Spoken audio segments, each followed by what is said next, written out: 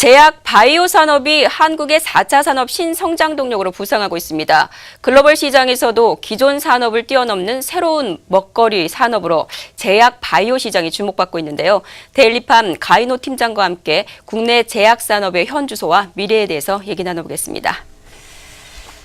네, 한국에서 제약 바이오 산업이 성장해야만 하는 이유, 특별히 어떤 게 있겠습니까? 일단 이제 국민 건강권을 지켜야겠죠. 이제 동남아 이제 필리핀이라는 국가가 있잖아요. 근데 필리핀이라는 국가는 그 오리지널 의약품을 세계 가격의 평균치보다 15배 이상 비싸게 구입하면서 이제 경제 부담이 가중됐고, 그러니까 그렇게 수입 의약품을 의존하는 그 현상, 공급 차질과 약값 증가로 이제 국가 보건 수준의 저하를 초래하고 있잖아요. 그러니까 또 이제 제약 바이오 산업은 한국 경제의 미래 성장 동력 그 엔진이 될 가능성이 높습니다. 그러니까 인구 고령화가 되고 있고, 또 만성 질환, 또 신종 질병의 증가는 필연적으로 의약품 수요 증가로 연결될 가능성이 있습니다. 세계 의약품 시장이 이제 2005년 이후에 그 연평균 6%대의 안정적 성장률을 보이고 있거든요. 이제 글로벌이 장기 침체도 불구하고 이제 선진 제약 시장은 이제 3에서 6%, 또 이제 동남아라든지 중남미 등 이제 파머징 시장은 이제 10% 이상의 고성장세를 보이고 있습니다. 이제 우리나라도 이제 글로벌 제약 시장에서 자리를 잡는다면 이 거대한 시장에서 얻는 이익으로 인한 그 국가 경제에 이바지할 수 있을 것으로 이제 기대되고 있습니다. 네, 그러면 그 국내 제약 산업이 국가 경제에 기여하는 것들 무엇이라고 볼 수 있을까요? 일단은 이제 일자리 창출이 가장 클 수 있겠는데요. 제약산업 종사자가 이제 작년에 약 10만 명이거든요. 근데 5년간 매년 4천여 명을 이제 신규 고용하고 있고요. 이제 박사 채용률은 39%, 이제 석사 채용률은 52%로 이제 타 산업 대비 월등히 높은 게 양질의 산업이 제약 산업입니다. 네. 그러니까 특히 이제 신약 개발에 성공할 경우에 특허로 시장을 독점할 수 있어서 장기간 고수익 창출이 가능한 산업군이 바로 또 제약 산업군입니다. OECD 국가 중 청년 고학력자 비중이 높은 것으로 나타나는 것을 볼 때 앞으로도 고학력 우수 인재들이 충분히 제약산업으로 유입될 수 있고요. 제약산업 육성으로 양질의 일자리 창출 기여가 가능할 것으로 예상됩니다. 특히 이제 한국은 우수한 신약 개발 기술 능력을 보유하고 있잖아요. 전 세계 이제 7천여 개 정도의 신약 파이프라인이 있는데 네. 이제 한국은 그 중에서 1,000여 개 이르는 잠재적인 그 신약 파이프라인이 있고요. 이제 바이오 신약 개발 능력도 이제 세계 수준입니다. 네. 네.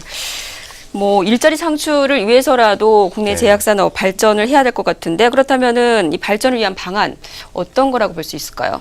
네, 이제 오픈 이노베이션이 좀 화두로 떠오르고 있는데요. 네. 이제 제약 산업에서도 사실은 이제 오픈 이노베이션이 매우 이제 중요합니다. 이제 제약사들이 보면은 이제 새로운 기술에 대한 관심이 있는데, 이제 신약 개발 초기 단계의 그 위험성이 있으니까 그걸 좀 피하고 싶어 하고요. 이제 바이오 벤처라든지 학교, 연구소 등은 우수한 기술이 있는데 또 자금이 없잖아요. 예, 그래서 이제 제약사와 이제 학교 바이오 벤처 간의 어떤 협업이 필요한데요.